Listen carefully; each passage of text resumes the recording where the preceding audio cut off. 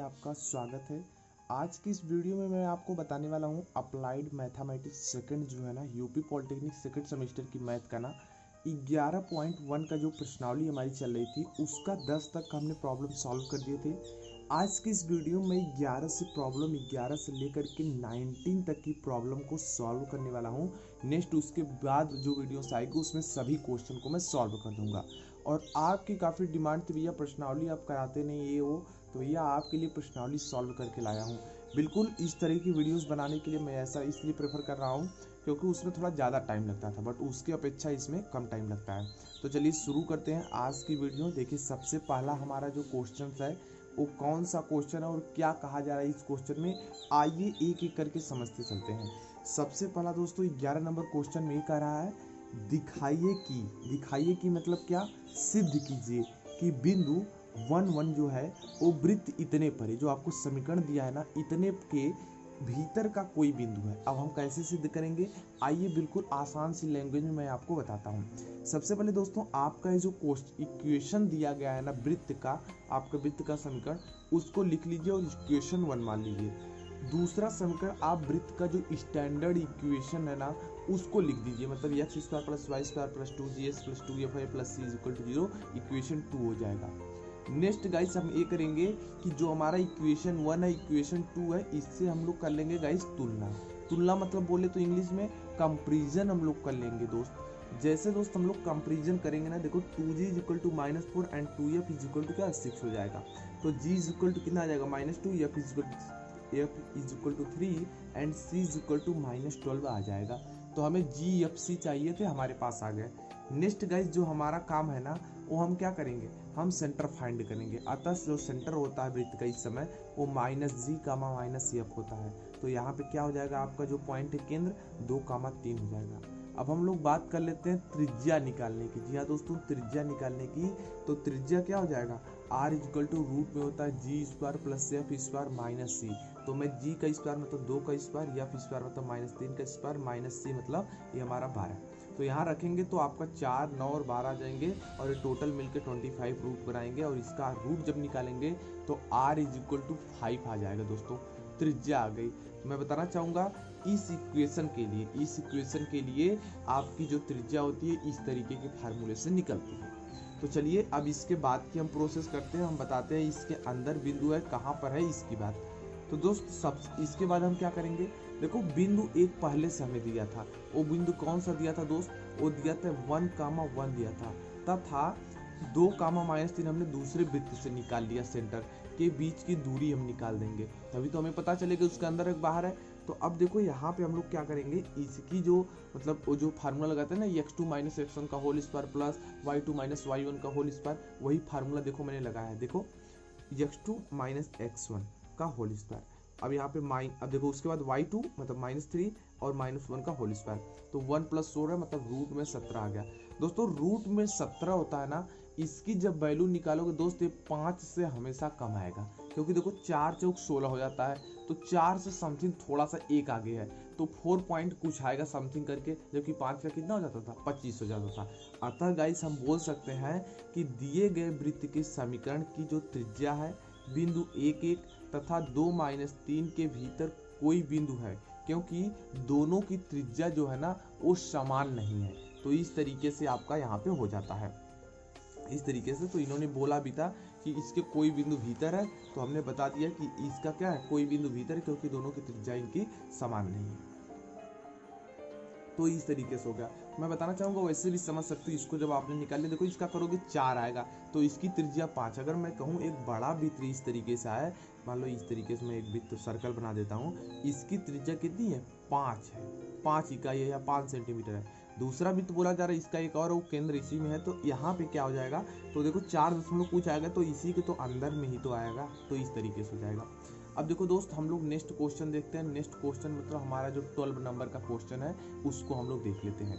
क्या कहा जा रहा है इसमें, उस वृत्त का मतलब उस हमारे सर्कल का समीकरण इक्वेशन ज्ञात करना है जो बिंदु 5, -4 से होकर जाता है और वृत्त x square plus Y square minus 8x minus 12y plus 15 is equal to 0 के सन केंद्रीय हो। जी हाँ दोस्तों, सन केंद्रीय हो तो इसके लिए आपको, सन केंद्रीय का मतलब दोस्त क्या होता है, केंद्र समान हो। केंद्र समान को सम केंद्रीय बोलते हैं। सम केंद्रीय हो तो आपको इसका इक्वेशन ज्ञात करना है। तो दोस्त हम सबसे पहले क्या करेंगे, जो इक्वेशन दिया गया था इसका हम बेसिक इक्वेशन के क्या करेंगे, तुलना करने पर। ये लिखने के तरीके मैंने इसको लिखा, देखिए समीकरण इतने की तुलना वृत्त के व्यापक समीकरण इतने से करने पर। अगर आप गाइस ऐसा पेपर में लिखते हो ना, इंप्रेशन टीचर के ऊपर गजब का बनेगा। जब दोस्त टीचर के ऊपर इंप्रेशन बनेगा ना, तो आपके जो मार्क्स है ना वो कम से कम कटने के चांसेस हो जाएंगे। तो चलिए अब देखिए, हम इसके आगे की जो प्रोसेस है उसको देखते हैं। तो हमने तुलना कर लिया। तो दोस्त देखो, जैसे हमने तुलना कर लिया तो हमें मिल क्या गया, हमें दोस्त ये मिला कि जो 2g था, 2g इज इक्वल टू -8, तो g is equal to -4, 2f is equal to -12 and then इसके बाद आपका क्या implies that f is equal to -6 आ जाएगा और c इज इक्वल टू क्या 15 आ जाएगा। केंद्र क्या होगा, केंद्र is equal to -g, -f हो जाएगा, यानी 4, 6 हो जाएगा, क्योंकि -g और -f में केंद्र होते हैं। अब हम यहीं पे दोस्त त्रिज्या की बात कर लेते हैं, लेकिन दोस्त इस त्रिज्या को नहीं निकालोगे तो भी काम चल जाएगा, क्योंकि इसका कोई काम यहाँ पे नहीं है। बट मैंने वैसे कर रहा था तो मैंने सोचा इसका काम होगा तो निकाल दिया था, बट यहाँ पे कोई काम नहीं। अगर इन्होंने बोलते कि अंदर है तो मतलब कोई बिंदु अंदर है तो यहाँ पे काम पड़ जाता इसका, लेकिन इस समय इसको निकालने का कोई फायदा नहीं। तो हम लोग क्या करेंगे, हमें एक पॉइंट दी गई थी 4, 6 हमने यहाँ से फाइंड की, एंड एक पॉइंट हमें पहले से दी गई थी, मैं दिखाना चाहूँगा वो पॉइंट कौन सी थी। ये देखो दिया गया था दोस्त 5, 4 से होकर जाता है। तो इन दोनों बिंदुओं के बीच की दूरी लगाएंगे तो a इज इक्वल टू लगा देंगे, तो या d इज इक्वल टू कर लीजिए x2 - x1 y2 - y का होल स्क्वायर करके। तो इस तरीके से गाइस जब कर देंगे तो इसमें से इसको घटाएंगे तो 1 का स्क्वायर 2 का स्क्वायर मतलब रूट में 5 इकाई आ जाएगा। जैसे दोस्त आपकी त्रिज्या आ गई ना, तो त्रिज्या देखो दोस्त आ गई, हमें त्रिज्या इस पॉइंट से मिलके निकाल लिया। अब हमारे पास जो एक 4, 6 दिया था a और इस त्रिज्या के बीच से हम इक्वेशन ज्ञात कर लेंगे। तो चलिए देखते हैं इक्वेशन कैसे हमारा निकलेगा।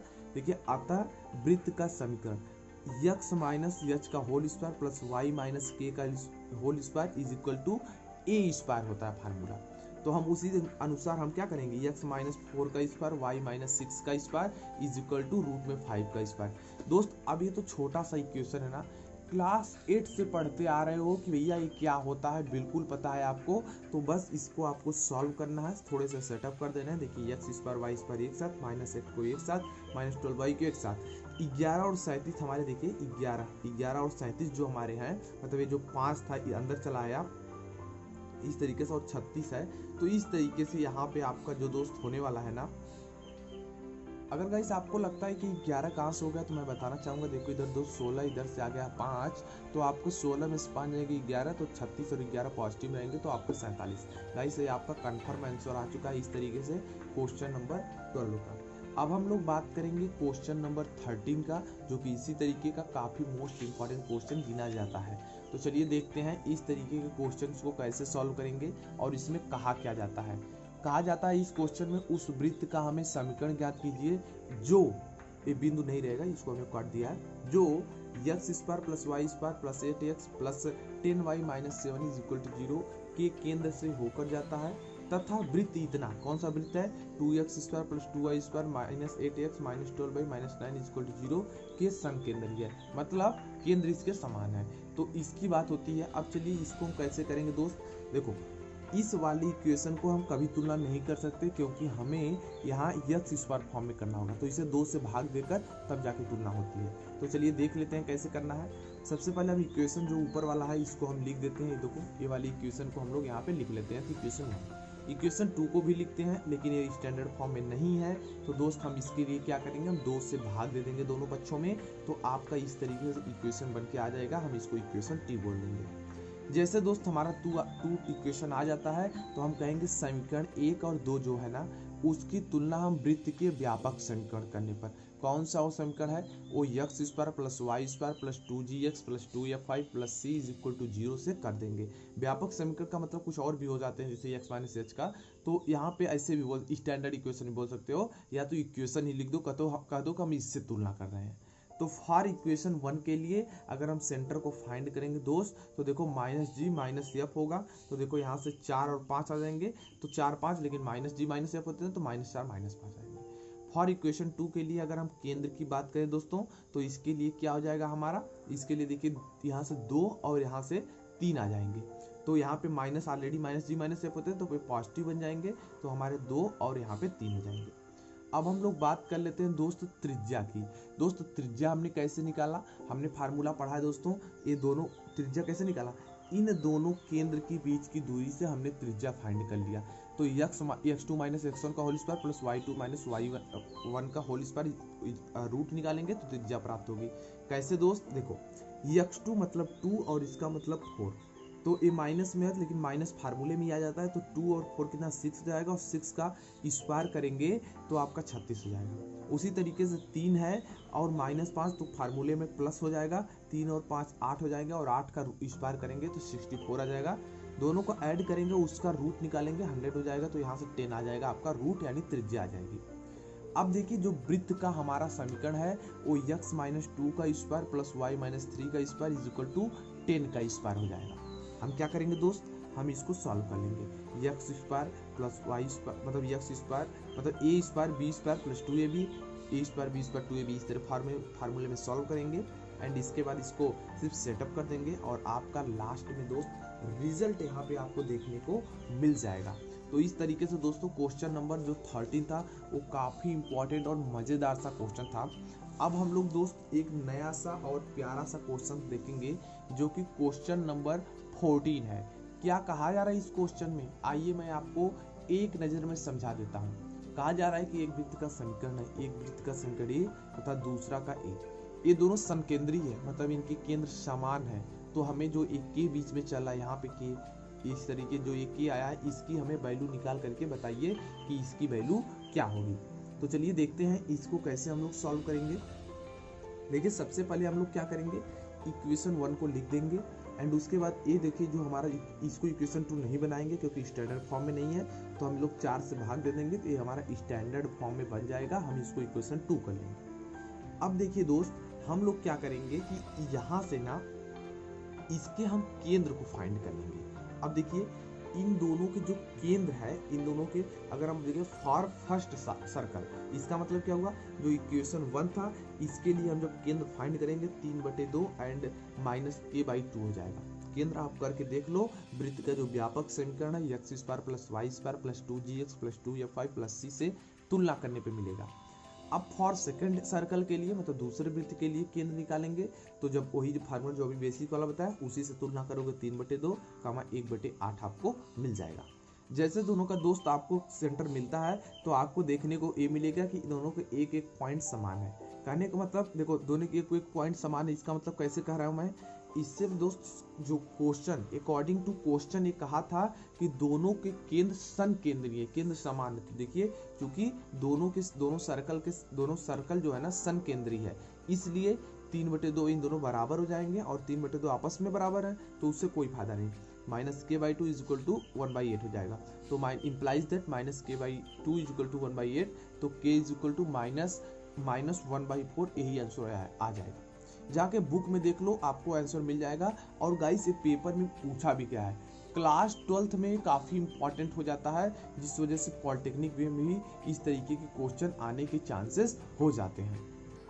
दोस्तों चलिए हम बात कर लेते हैं क्वेश्चन नंबर 15 में। क्वेश्चन नंबर 15 में 2 क्वेश्चन दिए गए हैं, जिसमें हम लोग सबसे पहला क्वेश्चन देखेंगे। इसमें क्या कहा जा रहा है, देखिए कहा जा रहा है सिद्ध करना है, यानी प्रूफ दैट आपको करने हैं कि एक वृत्त का इक्वेशन ये दिया गया है, दूसरा वृत्त का इक्वेशन ये है और तीसरे वृत्त का इक्वेशन ये वाला दिया गया है। कहा जा रहा है कि इन तीनों की त्रिज्याएं यानी रेडियाई जो है वो गुणोत्तर जियोमेट्रिकल सीरीज में है, सिद्ध कर दीजिए ऐसा। तो चलिए सिद्ध कैसे करना है आइए हम आपको बताते हैं। काफ़ी लोग ने इस क्वेश्चन को मुझसे पूछा भी था व्हाट्सएप पर।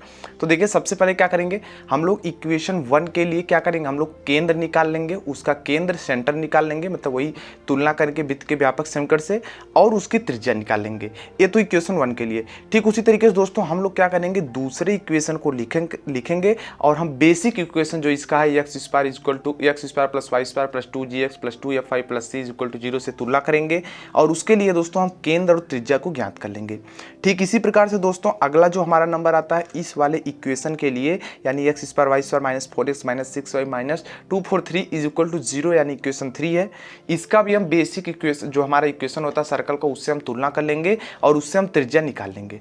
जैसे दोस्तों हमारे पास एक त्रिज्या और दूसरी त्रिज्या और तीसरी त्रिज्या प्राप्त हो जाती है तो हम कहेंगे यदि तीनों वृत्त की त्रिज्याएं दोस्तों जीपी में है, मतलब आपका जियोमेट्रिकल प्रोग्रेशन में है, तब क्या करेंगे हम यहाँ पे, तब एक फार्मूला होता है B square is equal to A C. लेकिन दोस्तों यहाँ त्रिज्या की बात की जा रही है तो R2 का square is equal to R1 into R3। तो देखिए सबकी वैल्यू चलिए रखते हैं, देख सकते हैं R2 का स्क्वायर मतलब ये जो इसका है इसका देखिए हम लोग स्क्वायर करेंगे 4 का स्क्वायर, तो यहाँ पे देखिए कितना हो जाएगा, यहाँ 16 और गुणे 1 हो जाएगा, तो यहाँ पे कितना आ जाएगा 16, दोनों तो बराबर आ जाएगा। अतः प्रूव्ड हो गया दोस्तों B square is equal to A C. कहने का मतलब दिया गया जो तीनों वृत्त का इक्वेशन था इनकी त्रिज्याएं दोस्तों आपस में ना किसमें है, गुणोत्तर श्रेणी में दी गई हैं। ये देख सकते हैं, बिल्कुल इजी सा क्वेश्चन रहा। चलिए दोस्तों ये तो हो गया 15 का 1 नंबर क्वेश्चन। अब हम लोग बात कर लेते हैं 15 का जो दूसरा क्वेश्चन है ना दोस्तों, इस क्वेश्चन को हम कैसे करेंगे आइए दिखाता हूं मैं आपको, बहुत इजी में है। देख सकते हैं 15 का दूसरा क्वेश्चन है दोस्तों और इसमें कहा जा रहा है कि दिखाइए वृत्त x square plus Y square is equal to 1 is comma, और इसका क्या दिया है X square plus Y square minus 2x minus 6 is equal to 0 तथा इतना जो इक्वेशन दिया इसकी जो त्रिज्याएं है ना दोस्तों ये क्या करनी है आपको, इसको आपको सिद्ध करना है कि ये तीनों क्या है एपी में है। एपी मतलब क्या, अर्थमेटिक प्रोग्रेशन मतलब समांतर श्रेणी में है। तो आपको दोस्तों क्या करना है इसके लिए आपको इसकी केंद्र और त्रिज्या निकालनी है, इसकी केंद्र त्रिज्या और इसकी केंद्र त्रिज्या। जैसे दोस्तों तीनों की केंद्र त्रिज्या पता चल जाती है तो समांतर श्रेणी का एक प्रतिबंध होता है दोस्तों, वो क्या प्रतिबंध होता है, वो प्रतिबंध होता है दोस्तों 2b इज इक्वल टू होता है a प्लस सी। कहने का मतलब जब तीनों त्रिज्या निकाल लोगे दोस्त तो क्या हो जाएगा 2r2 is equal to R1 plus R3 हो जाएगा। ये चीज़ करोगे आपकी एकदम एक्चुअल आ जाएंगी तो आपका प्रूफ हो जाएगा कि इसकी जो त्रिज्या दी गई थी ये समांतर श्रेणी में है। तो दोस्तों इस तरीके से आपने देख लिया कि 15 नंबर जो क्वेश्चन था दोनों ये आपके लिए होमवर्क बन गया। अब दोस्तों हम लोग बात कर लेते हैं क्वेश्चन नंबर जो हमारा 16 है। 16 का फर्स्ट वाला मैं बताऊंगा और सेकंड आपके लिए होमवर्क रहेगा जो कि आपके लिए काफ़ी बेहतर रहेगा। तो देख सकते हैं क्वेश्चन नंबर 16 में क्या कहा जा रहा है, कहा यह जा रहा है कि उस वृत्त का समीकरण ज्ञात करो जिसके व्यास के नियामक सिरे इतना दिए गए हैं तो वृत्त का क्षेत्रफल ज्ञात करें। जी हाँ दोस्तों, आपने इस तरीके के तो सॉल्व करना क्वेश्चन सीख ही लिया है, लेकिन इसका क्षेत्रफल बोला है तब कैसे निकालोगे आइए मैं आपको बताता हूँ। ये देख सकते हैं दिए गए वृत्त के व्यास के सिरे क्या दिए गए हैं 2, 3 और इतना। तो हम क्या करेंगे, हम गाइस इन दोनों को रख करके वृत्त के जो समीकरण होते हैं व्यास से जब हम समीकरण निकालते हैं तो इस समीकरण में रख करके ये बेसिक समीकरण है x minus x1 into x minus x2 plus y minus y1 into y minus y2 equal to 0। तो इसमें रख के हम क्या करेंगे सॉल्व कर लेंगे तो ये आपका इक्वेशन बन जाएगा। जैसे दोस्तों हमारा इक्वेशन बना हम इक्वेशन 1 इसको ले लेंगे एंड दूसरा जो हमारा इक्वेशन बना इसको दोस्तों हम इक्वेशन क्या ले लेंगे, इक्वेशन में 2 ले लूंगा। अब देखिए हम लोग क्या करेंगे समीकरण 1 व 2 की तुलना कर देंगे। जी हाँ दोस्तों, जो आपका इक्वेशन 1 और 2 है ना इन दोनों की हम लोग तुलना करेंगे तो देखिए क्या हो जाएगा 2g और 2f और c की वैल्यू हम निकाल लेंगे। अब दोस्तों देखिए इतना जैसे हमें वैल्यू पता चल जाती है ना, इतनी वैल्यू हमें पता चल गई। अब हम क्या करेंगे, हम इसी की मदद से निकालेंगे। देख सकते हैं कैसे निकालेंगे, तो केंद्र उसका जब निकालेंगे दोस्तों माइनस जी माइनस एफ 1/2 आ जाएगा। इसकी त्रिज्या निकालेंगे तो आ जाएगा। अब दोस्तों देखिए G square plus F square minus C equal त्रिज्या होती है, तो यहाँ दोनों वैल्यू दी गई इसको रख लेंगे और जो सी इक्वल टू -8 था उसको रखेंगे +8 हो जाएगा। इसको दोस्तों जैसे मैं सॉल्व करूंगा आर इक्वल टू मतलब त्रिज्या आ जाएगी रूट में 7 मतलब 17/2 आ जाएगी, रूट में आएगी। अब दोस्तों आपने वृत्त का क्षेत्रफल जो होता है ना उसकी समीकरण मतलब उसका क्षेत्रफल वाला समीकरण ना आपने पढ़ रखा। क्या होता है इक्वेशन, मतलब इक्वेशन कहने का मतलब क्या, सूत्र। इक्वेशन से यहाँ क्या कहने का मतलब है सूत्र। तो देखिए क्या है, वृत्त का क्षेत्रफल जो है A is equal to pi R square होता है दोस्तों। तो पाई ऐसे रहेगा लेकिन आर इज इक्वल टू क्या है 17/2 इसका स्क्वायर हो जाएगा। तो आपका जो रिजल्ट आने वाला है वो क्या हो जाएगा 17/2 पाई वर्ग इकाई आ जाएगा। जी हाँ दोस्तों 17/2 पाई वर्ग इकाई आ जाएगा, वृत्त का क्षेत्रफल आ जाएगा। तो आपने देखा कितने अमेजिंग तरीके से इस क्वेश्चन को हमने सॉल्व कर लिया। तो दोस्तों इसी तरीके से जब ये वाला कर लिया तो मैं आपके लिए एक क्वेश्चन होमवर्क लेकर आया हूँ इसका जो दूसरा पार्ट होने वाला है। दूसरा जो इसका पार्ट है दोस्तों क्या है, उस वृत्त का यानी उस आपका सर्कल का इक्वेशन ज्ञात करना है जिसके व्यास के निर्देशांक क्या दिए हैं 0, 1 तथा 1, 1 है। कहने का मतलब दोस्तों देखो 2 पॉइंट दिए हैं, इन्हीं दोनों पॉइंट जैसे ये दिए थे ना इन्हीं की मदद से रख के इस इक्वेशन में रखोगे, आपका जो इक्वेशन आएगा वही व्यास से समीकरण जो इससे बनेगा वो चीज आंसर आ जाएगा। तो दोस्तों ये थे आपके क्वेश्चंस। अब चलिए दोस्तों हम लोग नेक्स्ट क्वेश्चन की तरफ बढ़ते हैं। क्वेश्चन नंबर जो हमारा है 17 नंबर क्वेश्चन। 17 नंबर क्वेश्चन दोस्तों क्या बोल रहा है, बिल्कुल इजी क्वेश्चन क्वेश्चन है, जैसे अभी पिछला होमवर्क दिया हूँ बिल्कुल वही क्वेश्चन है। अपने मन से कर लेना एक बार कोशिश करके कि एकदम हो जाएगा। तो देखो क्या कहा जा रहा है, कहा जा रहा है वृत्त का समीकरण ज्ञात करो। जो बिंदुओं इतना और इतना को मिलाने वाली सरल रेखा को व्यास मान के खींचा गया है। कहने का मतलब जब व्यास वाले पॉइंट दिए गए हैं तो आपका समीकरण कैसे ज्ञात करना, अभी हमने फार्मूला दिखाया था कि x minus x1 into x minus x2 plus y minus y1 into y minus y2 is equal to 0 होता है। तो ये देख सकते हैं कि दोनों की पॉइंट्स यहाँ हमने लिख दी हैं। अब इसके बाद क्या होगा, फार्मूला होता था ना x माइनस x1, देखो x minus x1 into x minus x2, देख सकते हो x माइनस x2 यहाँ रख लिया। अब दूसरे में क्या होगा, प्लस हो जाएगा यहाँ पे y माइनस x1, तो देख सकते हो y माइनस x1, दूसरे में y माइनस x2, तो हमने x2 वाली वैल्यू रख ली, पॉजिटिव हो जाएगा, इज इक्वल टू 0। बस दोस्त क्या किया हमने इसके बाद दोनों का मल्टीप्लिकेशन यहाँ से यहाँ कर दिया और इसका इसमें कर दिया। अब दोस्तों जैसे इतना हो गया तो हम लोग क्या करेंगे, थोड़ा सा कॉमन करेंगे। कैसे, देखो x इस पर y इस पर x इस पर है, यहाँ y इस पर एक साथ रखेंगे। अब देखो यहाँ पे ax वाला जो सिस्टम यहाँ पे है दोस्तों, यहाँ पे ax वाला है, इस वाले को मैं चलूँगा ax वाले के पास। यहाँ पे देख सकते हैं कहाँ पे है ax वाला, ये वाला देख सकते हो। तो इन दोनों में से मैं क्या करूंगा, a और x इधर कॉमन कर लिया, बच गया, और इधर से y वाले को हमने इधर कॉमन कर लिया। दूसरे स्टेप में दोस्तों देखो यहाँ भी दोनों सेम था, a इस पर b इस पर भिन्न था, तो यहाँ पे आ जाएगा माइनस करके इज इक्वल टू 0। तो दोस्तों आपका जो आंसर आना था ना 17 नंबर का, वो यही हो जाएगा दोस्तों, देख सकते हो बिल्कुल ईजी तरीके से। अब दोस्तों हमारी जो नेक्स्ट बारी है ना, क्वेश्चन नंबर आप कहोगे 18 की। जी हाँ दोस्तों, क्वेश्चन नंबर 18 मैं आपको बुक से सीधा दिखाना चाहूंगा ताकि आप अपने से प्रैक्टिस। देखो यार बहुत सिंपल था, ज़्यादा इसमें कुछ नहीं करने थे, बिकॉज क्योंकि यहाँ पे जो सब चीज़ें दी गई थी व्यास के समीकरण वाले में सिर्फ आपको रखना था। ये देखो दोस्त, नया क्वेश्चन मैं आपको 18 वाला दिखा दूं। यहाँ पे 18 वाला क्वेश्चन दोस्त देख लो, क्या कहा जा रहा है क्वेश्चन में, कहा जा रहा है कि सिद्ध कर दीजिए कि बिंदु x1 y1 तथा x2 y2 को व्यास मान के खींचे गए वृत्त का समीकरण वही है जो बिंदुओं x1 y2 तथा x2 y1 का व्यास मानकर खींचा गया, ऐसा क्यों। दोस्तों अब देखो मैं बता दूं, इन दोनों का सेम तो बता दिया गया, ऐसा होगा क्योंकि जब इन दोनों पॉइंट्स को लेकर के आप ये जो हमने पहले इक्वेशन दिखाया था ना, कहाँ गया वो इक्वेशन, एक सेकेंड मैं आपको दिखा दूं। हाँ, इस वाली इक्वेशन में जब आप रखोगे, जैसे मान लो ये तो नेक्स्ट क्वेश्चन का है, तो इस वाली इक्वेशन में रखोगे तो जो इक्वेशन इससे आएगा वही दोस्तों इस वाले से भी आपका यहाँ पे आ जाएगा वही चीज़। ऐसा इसलिए दोस्तों क्योंकि यहाँ पे क्रम बदलने से, क्योंकि इन जो पॉइंट्स हैं, इन जो पॉइंट्स दिए रहते हैं, इनके पॉइंट्स आपस में बदलने से कोई मान में फर्क नहीं पड़ता है। तो इस तरीके से दोस्तों क्वेश्चन नंबर आपने 18 देख लिया, उस आपको होमवर्क फॉर्म में इस तरीके से समझ लो, आपको उसको करना, ट्राई करना है, देखो सेम आते हैं या नहीं आएंगे तो मुझे व्हाट्सअप में वीडियो को नीचे कमेंट करके बता देना। चलिए दोस्तों, जो हमारा नेक्स्ट क्वेश्चन आ रहा है वो आ रहा है कि y is equal to 2x, वृत्त x square plus y square equal to 10x की कोई जीवा है तो इस जीवा को व्यास मानकर खींचे गए वृत्त का समीकरण ज्ञात करें। x square plus Y square is equal to 10x, तो यहाँ आप देखिए इसको हमने इधर ट्रांसफर कर लिया। जैसे दोस्तों हमने इधर ट्रांसफर कर लिया तो क्या हो जाएगा, अब देखिए यहाँ पे हमने इस चीज़ को रख लिया, मतलब इसको इधर करके एक इक्वेशन मान लिया, दूसरा जो दिया था इसको इक्वेशन 2 मान लिया। यहाँ से दोस्तों y इज इक्वल टू की वैल्यू हमें पता है, तो मैं इस वाले वैल्यू को ले जाऊँगा, इसमें रख दूंगा इक्वेशन 1 में, वही देखो रखा गया है, तो सब x में हो जाएगा और इसका एलसीएम लेकर के मैं मान निकाल सकता हूँ। तो x की वैल्यू 2 वैल्यू आ गई, एक तो 0 दूसरा 2। इसी तरीके से हमने x और इसकी दोनों की वैल्यू ले जाकर इक्वेशन 1 2 में रखा या 1 में रख लो, किसी में भी, तो आपकी y की वैल्यू कितनी आई, 0 और 4 आ गई। अतः दोस्तों आपके जो निर्देशांक है x1 y equal to 0 0 and x2 y equal to 2 4 आ गए। तो दोस्तों वृत्त का जो समीकरण होगा वो क्या समीकरण हो जाएगा, ये देखिए x1 माइनस x1 माइनस मतलब x minus x1 into x minus x2 plus y minus y1 into y minus y2 equal to 0। वृत्त का स्टैंडर्ड इक्वेशन हो गया, मतलब जो आपका व्यास वाला इक्वेशन जो होता है, तो इसमें हम इनकी वैल्यू ला के रख देंगे। जैसे दोस्तों हम यहाँ पे वैल्यू ला के रख देते हैं और इसको सॉल्व करते हैं तो नेक्स्ट प्रोसेस में हमारा ये देखो रिजल्ट में आ जाता है। तो गाइस यही मेरा कहना था कि जब इसको नेक्स्ट प्रोसेस में करोगे तो आपका रिजल्ट आ जाएगा। हमने इस वीडियो में 19 क्वेश्चन इसलिए लिए क्योंकि जो 20 वाला नंबर क्वेश्चन है रहा वो दूसरे टाइप का थोड़ा क्वेश्चन था, इससे बिल्कुल डिफरेंट, और उस रिलेटेड काफ़ी क्वेश्चन थे, इसलिए हमने 20 वाला नेक्स्ट वीडियो से कवर करना स्टार्ट करेंगे। सो गाइस आई होप आपको ये वीडियो पसंद आए तो वीडियो लाइक करें, नए तो हमारे यूट्यूब चैनल को सब्सक्राइब कर लीजिए ताकि फ्यूचर में आने वाली अपडेट्स एंड मोर वीडियोज़ की नोटिफिकेशन आपको सबसे पहले मिल सके। Thanks for watching.